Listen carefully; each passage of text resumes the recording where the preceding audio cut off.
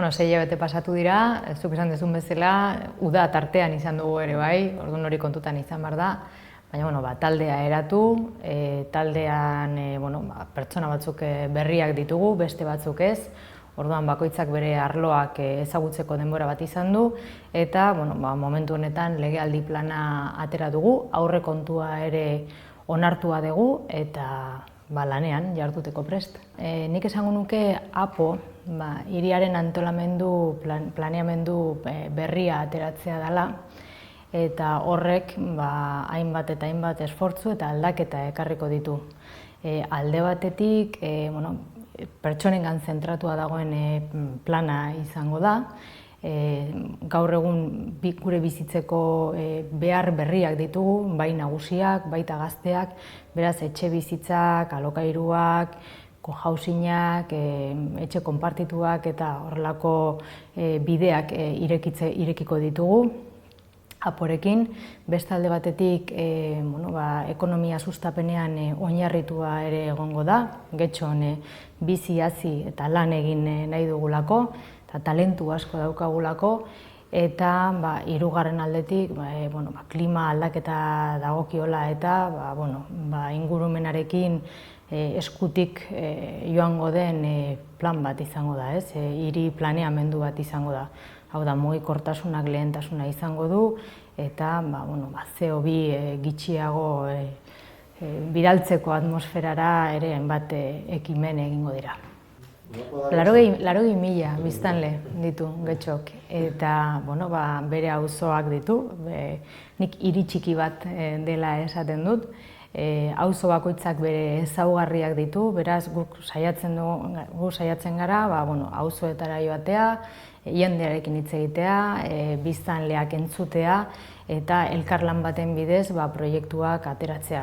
Zentzu horretan adibidez, Aretako auzogunean, Aretako plazaren eraldaketa izango dugu eta bere inguruneko kaleen eraldaketa ere egingo dugu, pertsonak zentroan jarriz, irisgarritasuna eta mugikortasuna bermatuz, eta beste auzoguneetan ere saiatzen gera, beti bezala ere, zerbitzuak kalitate onenekoak izaten, gauzak ez faltatzea eta bizi kalitate ona izan dezaten auzokideak, bai?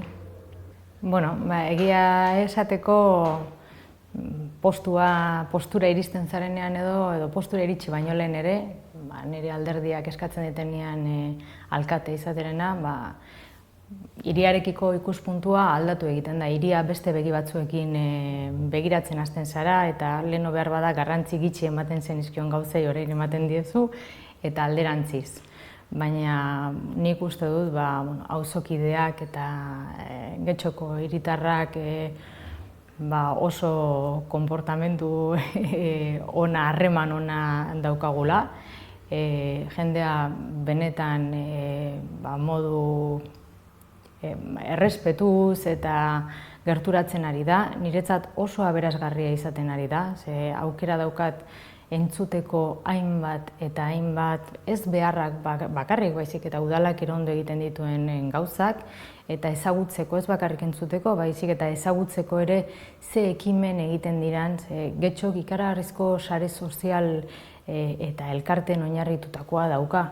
Eta hainbat kolektibo eta elkarte daudez, arlo eta maila guztietan bolondreski lanean, eta hori ezagutzea ere oso aberasgarria da. Beraz, bai, aldatu da nire bizia, orain ezagunagoa naiz, baina aberasgarria izaten ari da. Bai, egia da, Agirre lehendakaria, Euskadiko lehen lehendakaria izan zela, baita Getxoko alkate, niretzat ohore, nire aititen bidea jarraitzea, bera dut nik nire bide gidari, baina momentu honetan ni Amaia Agirre naiz, nire aititek denbora bat bizi izan zuen, listoia oso altu dago jarrita, baina ni nire ezaugarriekin eta nire ezagutzarekin eta nire lanarekin hemen nago herritarrentzat lan egiteko prest. Gatazken konponbidean trebatzeak hainbat eta hainbat teknika ezagutzeko eta ikasteko aukera izaten du, eta baita gatazkak pil-pilean daudenean edo prebentzioan lan egiteko irakatsiak edo izaten gara, ezta? Nik espero dut, esperientzia guzti horrek eragina izatea, bai udal barruan eta baita herritarren artean ere bai. Eta azken finean, elkarrizketa eta akordiora iristeko gaitasunak oinarri izan da, hori izatea gure muina edo lanaren zentroa, ez? Egia esateko zentzu horretan, Eusko Alderdi Jeltzaleak ere beti izan du bere ezaugarrien artean elkarrizketarako grina eta akordioetara iristeko bermea, ez? Lan hau udal mailan gitxienez, esfortzu handiarekin, dedikazio handiarekin, baita ilusioarekin ere bai, eta grinarekin, ez? Esaten da politikariak ez dugula egiten, ez gaudela, beste gauzetan gabiltzala, baina nire esperientzia gitxinez udal arloan guztiz kontrakoa izaten ari da. Hemen badaukagun talde ederra, taldea erabat lanean murgildua dago, bai udalean, bai udalerrian gauta egun, ze udalerri batek ez du inoiz lo egiten, eta nik uste dut, esfortzu horrek, egiteko modu horrek, kudeaketan ere zintzoak izatea eta herritarrekin batera lan egiteak laguntzen duela. Azken finean, 9 zinegotzitatik 11ra pasa gera, eta berriz ere alderdiari eskerrak ere eman behar dizkiot, alderdiak egiteko modu hori dauka, ez? Eta ezaugarri nabarmen bat da. Beraz, elkarrizketa, akordiotara iristeko gaitasuna, zuzenki eta zorrozki. Eta hori da guk egiten duguna, beti ere, herriari errespetua izanik, eta pertsonak bertan bizi diren pertsonei entzuten. Turismoa egia da, geroz eta hazkunde handiagoa daukan tendentzia batean gaudela. Guk turismoa nola dugun momentu honetan, nahiko genuen turismo sostengarri baten alde lan egitea, horrek hainbat ekimen desberdin burutzea eta planifikatzea eskatzen du, baditugu inguruan beste esperientzia batzuk, ez ditugunak errepikatu nahi, eta saiatzen ari gera, gure herriko ateak irekitzen pixkanaka, turismo hori sostengarria izateko, eta guk nahi dugun elkarbizitza horretan barneratzeko ere bai, ez? Alde batetik, getxora, badakizute, paseabide izugarri ederrak ditugula, bata kostaldekoa eta bestea ere barnekaldekoa, mendialdera joaten zara. Beraz, kosta eta mendia oso bateratuak ditugu, ezta?